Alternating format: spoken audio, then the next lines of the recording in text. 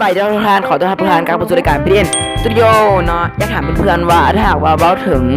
ประเทศเกาหลีเนาะเพื่อนๆขึ้นหาอย่างเป็นอย่างแรกเนาะถ้าหากว่าเพื่อนขึ้นหาอย่างเนาะก็หาคอมเมนต์เข้ามาหาเลยเนาะ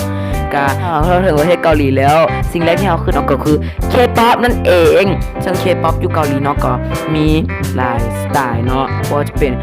เกิร์ลกรุ๊ปบอยกรุ๊ปบอยแบนด์เนาะก็เขาจะเป็นรายการอะไรวะก็เอาเป็นรายการ BTN Reaction กันเลยเนาะมื้อนี้เนาะเราจะมา Reaction MV ใหม่ของวง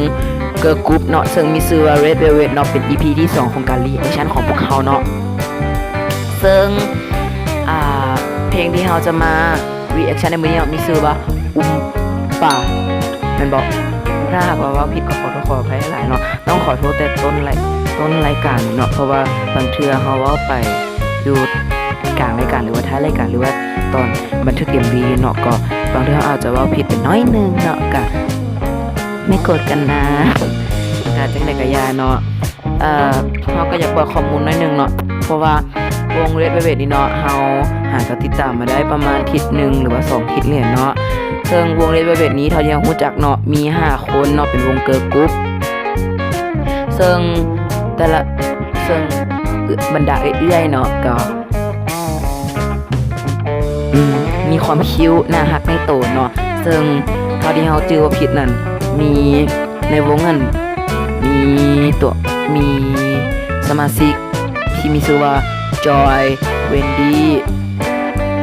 สลูกี้นี่หรอสลูกี้และกิลลี่แล้วก็ไอรอนอีกไอรอนเนาะถ้าหากว่าผิดเราก็ขอโทษขออภัยหลายเนาะก็ถ้าหากว่าใครฮู้ชื่อเราก็หาคอมเมนต์เข้ามาได้เนาะเมื่อเราเบิ่งไปแล้วเราบ่อ่านคอมเมนต์เข้ามาได้ก็คอมเมนต์เข้ามาหาแน่ก็คิดฮอดบรรดาท่านผู้ชมก็เริ่มดราม่าแล้วก็นี่ก็เริ่มติ้งต้องไปแต่ละมื้อเนาะนี่เนาะจังได๋ก็อย่าเนาะคัดซานเพื่อบ่เป็นการเสียเวลาเนาะเฮาไปเบิ่งพร้อมๆกันเลยเนาะไป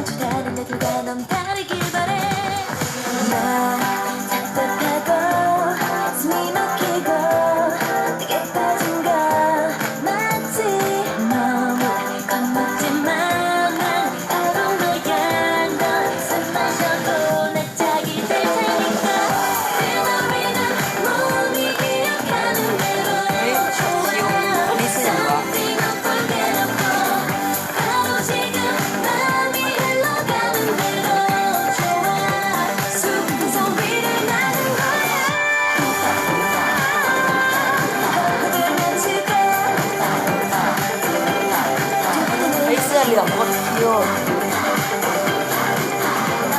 เสื้อเหลืองชื่ออย่างวะคนหาเลยอ่ะ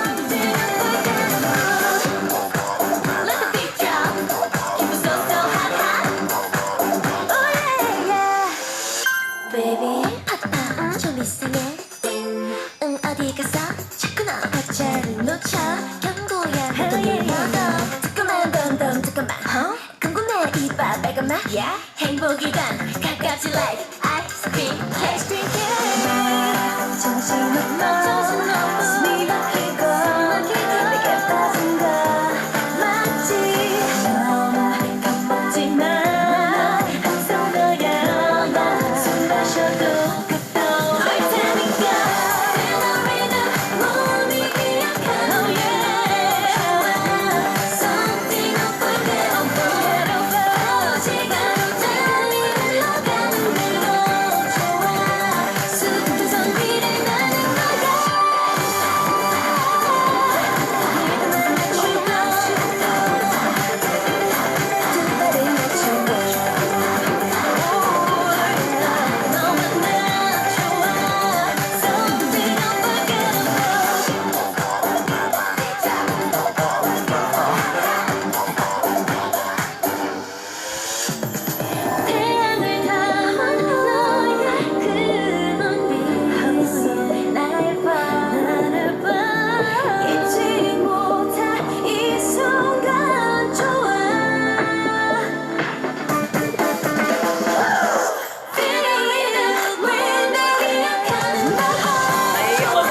บนหน้าหาดเลย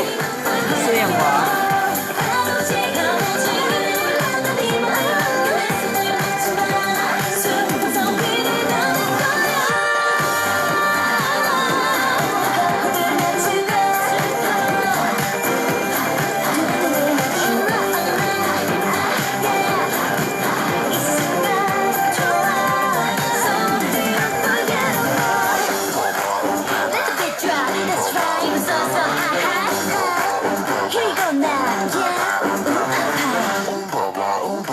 เฮ้ยหน้าหาดผ่านกันไปแล้วเนาะกับการ reaction MV ใหม่ของวง Red Velvet เนาะซึ่งมีชื่อว่าป้าเนาะเฮาก็อยากบอกว่า MV นี้เนาะภาพมันอยากโคตรสดใสเลยเนาะกันแต่ละคนก็สดใสมีความน่ารักในตัวมีความน่ารักในตัวแต่ละคนเนาะก็อยากถามเพื่อนๆว่าเพื่อนๆฮู้บ่เนาะว่าผู้หญิงสีเหลืองใส่เสื้อสีเหลืองคนนี้นะคนนี้น่ะนั่นแหละใส่เรามีซื้อว่าหยังเนาะก็อยากว่าบอกว่าคนนี้คนน่ารักเลยโซคิวเลยก็ภาพรวมของ MV นี้เนาะก็ประมาณว่าเป็นไซส์5นั่นแหละกับมวนคิวแต่ละคนก็มีความคิวในตัวเนาะก็อยากบอกว่า MV นี้กับมวนหลายเนาะก็อยากบอกเพื่อนๆว่าการ reaction ของเขาเนี่ยก็เปิดไปแล้วถ้าว่าเพื่อนอยากให้เฮา reaction วงเกาหลี K-pop หรือว่าอีหยังต่างๆเนาะถ้าหากว่าต้องการให้เฮา reaction อีหยังอีกเนาะหรือว่าเฮ็ดหยังอีกเนาะก็หาคอมเมนต์มาในเนาะบ่แม่นเบิ่งแล้วก็บ่คอมเมนต์เลยก็เหงาคือกันเนาะเฮ็ดคลิปไปบ่มีคนสนใจเริ่มดราม่าเลยบัดนี้เริ่มเศร้าเฮ็ดผู้เดียวเหงาก็คลิปแต่ละคลิปเนาะก็อยากเฮ็ดให้มีความม่วนความซื่นเนาะให้เพื่อนๆได้เบิ่งนํกันเนาะก็เบิดไปแล้วเนาะกับการ reaction MV ใหม่ของ Red Velvet เนาะก็จะพยายามหาข้อมูลเพิ่มเติมเกี่ยวกับ K-pop เนาะแล้วจะมาเฮ็ดคลิปม่วนๆให้เพื่อนๆได้เบิ่งกันเนาะสำหรับคลิปนี้ก็ไปแล้วเนาะลาไปก่อนสวัสดี